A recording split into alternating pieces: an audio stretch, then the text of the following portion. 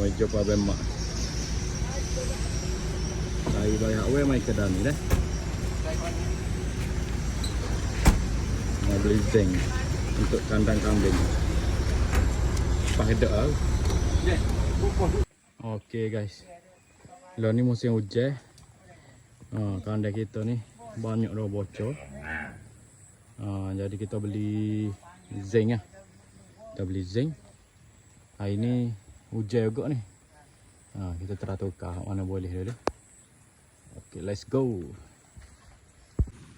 Okay guys, kalau boleh tengok main teruk lah zinc kita.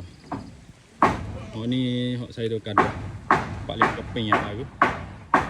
Hok karak-karak ni nak tukar belakang tembus. Okay, kita dah siap buka sikit.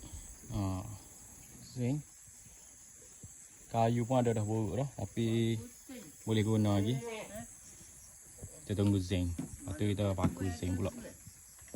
Penggi ni gayak lah ni, gayak.